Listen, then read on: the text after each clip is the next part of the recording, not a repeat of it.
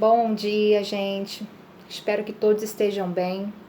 Começo mais uma videoaula falando sobre o reino Monera. Modernamente, o reino está dividido em dois grandes grupos, que são as arqueobactérias e as eubactérias. O primeiro grupo ele é bastante restrito, englobando as bactérias que vivem em condições extremas, como aquelas que vivem em fontes termais, com temperaturas variando entre 60 e 80 graus Celsius. E as halofitas, que vivem em poças com salinidades altíssimas. Então, são dois extremos, praticamente são dois polos, tá? Para alguns cientistas, as arqueobactérias seriam os descendentes dos primeiros seres vivos do planeta. Neste caso, a vida não teria surgido na superfície dos mares a partir de uma sopa de moléculas orgânicas, como afirma a teoria tradicional sobre a origem da vida, e sim nas fontes quentes do fundo do mar, segundo Linhares, em 1998, a nossa referência bibliográfica. Tá? O segundo grupo inclui no reino Monera aquelas cianofícias, que é a maioria das bactérias que podem viver isoladas ou serem encontradas formando colônias. Tá? Vou falar um pouquinho da morfologia das bactérias. As bactérias elas apresentam em sua estrutura uma parede formada por uma substância chamada peptidoglicano, ou seja, uma composição de peptídeos e polissacarídeos, tá? Membrana plasmática para formar dobras, tá? Que ela é rica em enzimas respiratórias que são responsáveis por produzir energia para aquela bactéria. Ribossomos, cromossomos, que é o DNA circular, que vai viver livre no citoplasma. Ao contrário dos seres eucariontes, as bactérias não apresentam organelas membranosas ou membrana nuclear, ou seja, o núcleo das bactérias está sempre disperso no hialoplasma, tá? Possuem ainda fragmentos menores de DNA livres no citoplasma, denominados plasminídeos, tá? Flagelos, que são usados na locomoção. Algumas bactérias possuem esses flagelos, tá bom? Bom, as bactérias elas têm formatos diferentes, têm estruturas diferentes. Na live eu vou colocar alguns slides para vocês mostrando essas imagens para a gente compreender a diferença de uma para outra. Mas são 4 formatos básicos, por mais que essas bactérias elas vivem isoladas ou livres, tá?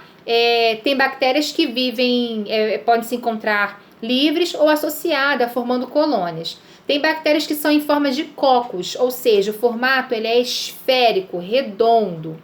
Tem bactérias que têm o formato de bacilos, forma de um bastão mesmo, tá? Espirilos, forma helicoidal, ou de uma hélice, ou de um espiral de caderno. Vibriões, forma de vírgula. Então, são 4 formatos básicos que as bactérias elas podem ser encontradas, tá bom? Tem bactérias de formato de cocos, que esse coco se divide em mais 2 formatos, tá? Bactérias do tipo Staphylococcus são bactérias que a gente vai encontrar de forma arredondada, porém em forma de cacho de uva. Lembra lá, só para a gente fazer uma analogia do cacho de uva. As bactérias Coccus do tipo Staphylococcus têm formato de cacho de uva, tá? Enquanto que as Streptococcus têm um formato também circular, porém é mais organizado, como se fossem fileiras, tá bom? São bactérias que causam bacterioses, doenças, tá? Diarreia, prostração, dor de barriga, tá? Caso a pessoa tenha se alimentado de alguma coisa crua ou mal lavada, mal limpa, água que não é tratada, pode sim desencadear tipos de bacterioses, que geram esses sintomas citados. Bom, quanto à nutrição, existem bactérias que se alimentam de forma a produzir seu próprio alimento, são as autótrofas, ou seja, produzem através da fotossíntese ou da quimiossíntese seu próprio alimento. Enquanto que tem outras que vão em busca do seu alimento, não produzem nada. Essas que vão em busca são chamadas de bactérias heterótrofas. Se alimentam de quê? De matéria orgânica disponível no meio ambiente. Nesse caso, elas podem ser denominadas de saprófitas, ou seja, se alimentam de matéria podre, petrificada, em decomposição. ou parasitas, caso retirem alimento de algum hospedeiro, tá? Então elas têm uma gama aí de opções para se alimentar e sobreviver.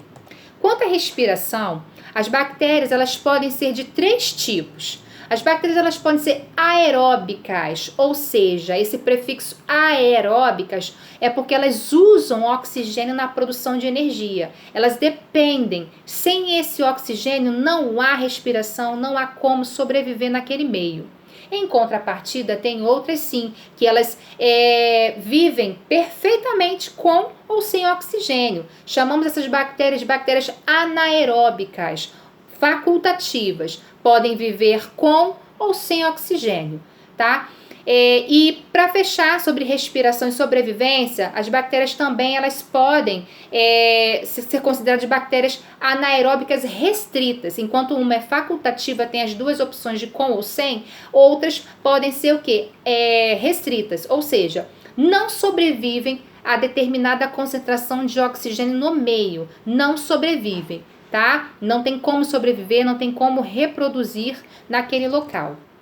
Existem bactérias que, por mais que elas vivam em colônias, elas também têm que se reproduzir, mas elas têm duas opções. Elas podem se reproduzir de forma assexuada, ou seja, não gera variabilidade genética. Uma bactéria se divide e forma duas novas bactérias por cisparidade, por divisões. Enquanto que outras fazem reprodução sexuada. As bactérias se unem através de pelos sexuais, que são as fimbrias, tá? Eu vou colocar no dia da live algumas imagens para vocês desmistificarem, entenderem, tá? Vendo, né, as imagens, a compreensão se torna 100%. Tá? Então elas se unem através desses pelos, desses pelos sexuais, são as fimbrias, tá? E realizam a conjugação, trocando o quê? Plasmídeos, material genético, tá? Algumas bactérias ainda podem se reproduzir sexuadamente através da transformação, onde a bactéria absorve moléculas de DNA que se encontram livres no ambiente, ou da transdução, ou seja, quando os genes são transferidos de uma bactéria para outra, usando o quê? Um vírus bacteriófago, tá? Como se fosse a ponte, tá? Para troca desse material genético aí, tá bem? Pra gente fechar aqui, existem bactérias que causam bacterioses, ou seja, calcula-se, melhor dizendo, que metade das doenças humanas sejam causadas por bactérias patogênicas, tá? Lembrando que existem bactérias que vivem conosco em simbiose desde que a gente estava no ventre da nossa mãe. São bactérias que são produzidas ali no útero materno, no útero lá da nossa mãe, tá? E que vivem em equilíbrio com a gente. Ou seja, elas vivem no nosso intestino, no nosso corpo, na nossa pele, não nos causando malefício, doença nenhuma. Até muito pelo contrário. Existem bactérias no nosso intestino que, quando elas estão de mais ou de menos, elas causam sim um desequilíbrio, gerando muitas das vezes uma diarreia, um desconforto abdominal, tá? Porque a flora intestinal ela está desregulada, tá bom? E aí a gente, né, melhora essa flora com alimentação, com iogurte, com alguma medicação também, para estar aumentando a quantidade, tá bom? Mas calcula-se sim que metade das doenças humanas patológicas são causadas por bactérias. Dentre as principais doenças a gente pode citar lepra, a acne, botulismo, tétano, meningite, pestes, pneumonia, o antraz, tuberculose, cólera, leptospirose e etc. As doenças bacterianas podem ser transmitidas também por gotículas de saliva, né, perdigotos, né, que ficam, né, soltos no ar, né, de um doente, de um portador de tuberculose, de lepra, de difteria, coqueluche, tá? Meningite, por contato com alimento, com água, objeto contaminado, tá? Ou até mesmo, gente, por um ato sexual. Exemplo, gonorreia, sífilis. Então, assim, a profilaxia, evitar o contato direto com essas pessoas com alguma bactéria é o melhor a se fazer, tá? Embora muitas bactérias sejam patogênicas e causadoras de doenças para o ser humano, outras são utilizadas pelo homem na indústria alimentícia, né? É o caso de quê?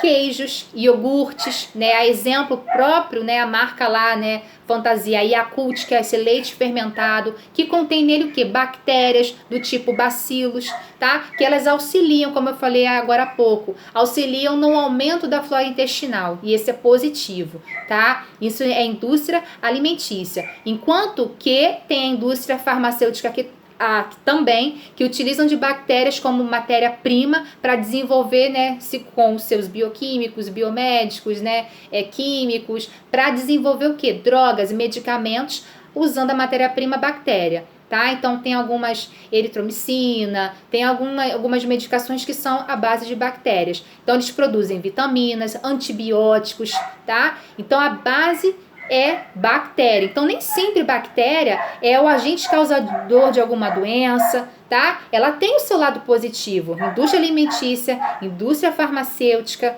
tá? E fora que é necessário as bactérias para que ela atua no nosso ecossistema para levar ao equilíbrio ecológico. Sem bactérias seria quase impossível, tá bom, gente? Na nossa live dessa sexta-feira, eu vou estar reforçando mais essa aula, tirando dúvidas, vou estar também corrigindo um questionário que eu já vou deixar aí para vocês. Então, na live, eu gostaria que vocês estivessem com o exercício já em mãos, para a gente fazer essa correção, tirar a dúvida e reforçar mais ainda essa aula sobre as bactérias. Caso vocês queiram já anotar de antemão alguma dúvida, algum complemento, enriquecer nossa aula, está aberto para qualquer dúvida, acrescentar informação, tá bom? Então, aguardo vocês nessa sexta-feira para a gente dar continuidade e reforçar mais ainda a nossa aula, tá bom? Um grande abraço a todos, um beijo, até!